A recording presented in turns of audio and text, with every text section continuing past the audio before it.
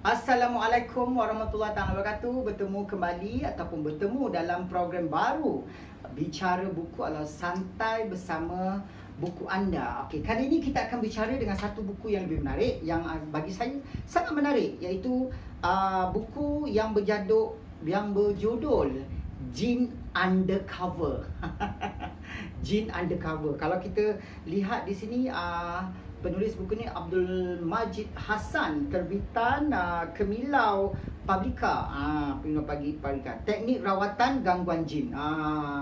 Buku ni sangat menarik yang kita akan kongsikan kepada penonton Suara TV tentang Jin Undercover, teknik rawatan gangguan jin. Teknik rawatan kakaknya. Kita akan bercerita tentang bagaimana alam jin, bentuk kejadian jin dan asal usul jin menurut Al-Quran dan As-Sunnah. Okey, di sini kita nak kongsikan kepada anda, dalam Al-Quran terdapat perkataan Al-Jin sebanyak 22 kali.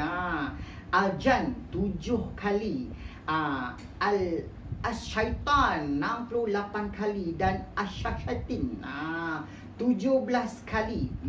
Surah yang ke-72 dalam Al-Quran dinamakan surah Al-Jin, yang menceritakan tentang jin sebanyak 28 ayat. Memang wujud jin di dalam Al-Quran pun dah sebut. Sangat menarik.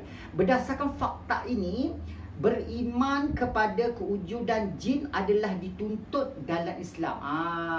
Jadi kewujudan jin adalah dituntut di dalam Islam, dan menafikan kehadirannya bererti menolak Al-Quran.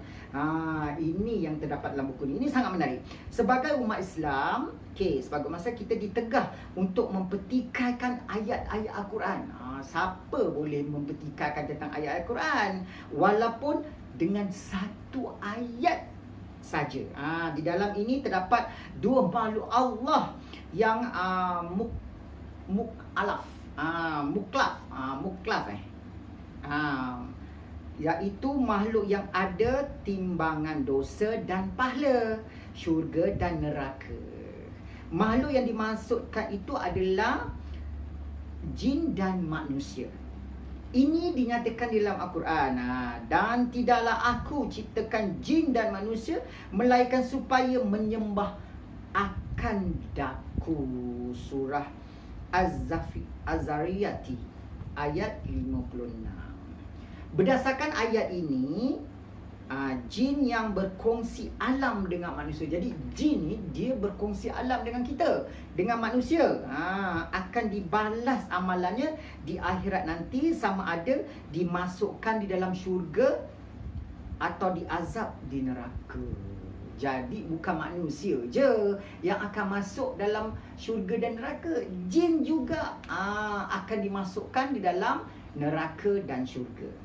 Perkataan jin, nak tahu perkataan jin dalam bahasa Arab bermakna terlindung atau tersembunyi.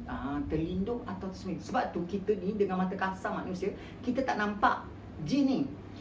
Ini bermakna jin tidak boleh dilihat dengan mata kasar. Mengikut Said Sabiq dalam bukunya Al-Islamnya, jin ialah roh yang berakal. Jin adalah roh yang berakal, mukallaf seperti manusia tetapi tidak mempunyai jasad seperti manusia. Dia mempunyai jasad tapi tidak seperti jasad manusia. Tidak dapat dilihat dengan penglihatan. Tidak dapat disaksikan bentuk dan tabiat mereka yang asli. Dan mereka mempunyai kuasa. Mereka mempunyai kuasa ni. Mereka kuasa tersendiri untuk membentuk diri mereka. Jadi mereka boleh wujud dalam pelbagai bentuk. Daripada definisi mereka, mereka mempunyai kuasa untuk membentuk diri sendiri. Bererti mereka boleh berubah bentuk kepada bentuk yang mereka kendaki. Dia orang ni boleh berubah jadi kucing ke, jadi binatang ke, jadi pokok ke, apa-apa dia orang boleh. Perbezaan. Di dalam ni topik yang masih lagi topik yang pertama, perbezaan antara jin dan manusia. Kita nak tahu apa beza manusia dan jin. Di dalam manusia dijadikan kepada tanah. Manusia dijadikan kepada tanah. Jin boleh jadikan daripada api.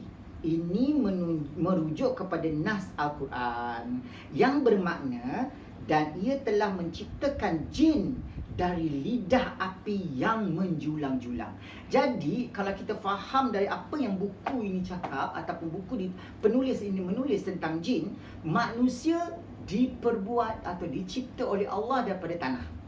Okey, dan jin dibuat ataupun maksudnya dijadikan daripada api, daripada lidah api. Lidah api yang menjulang-julang. Okey, surah Ar-Rahman ayat 15. Okey, manusia dijadikan daripada tanah. Tanah itu tidak sama dengan tanah yang kita lihat. Bukannya tanah yang kita pijak ni, tanah gambut, tanah apa semua. Bukan. Kaku begitu saja.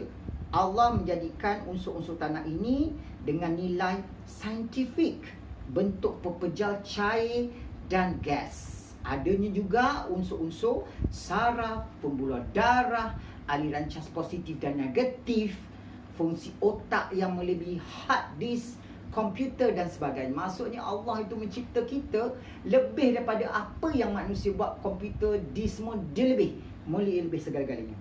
Begitu dengan jin. Begitu juga dengan jin. Dijadikan dengan unsur api. Jin ni juga dijadikan macam manusia. Cuma bezanya manusia ini dijadikan daripada tanah. Jin dibuat daripada api. Ayat ke-15 surah Ar-Rahman secara spesifik menyebut dan Allah jadikan jin daripada lidah api. Ini lidah api tu. Di sini bermaksud bahagian ujung api yang panas. Jadi panaslah kan.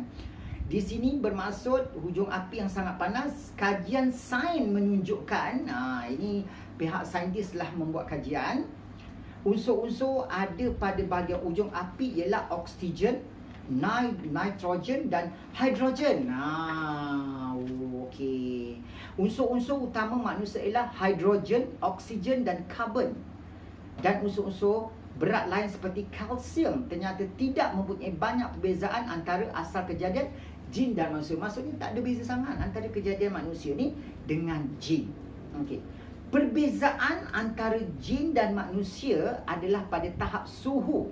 Biasanya suhu badan manusia ialah antara 35 darjah Celsius hingga 37 darjah Celsius. Manakala beza ni antara jin dengan manusia. Manakala suhu jin yang minimum ialah antara 100 darjah Celsius hingga ribuan darjah Celsius.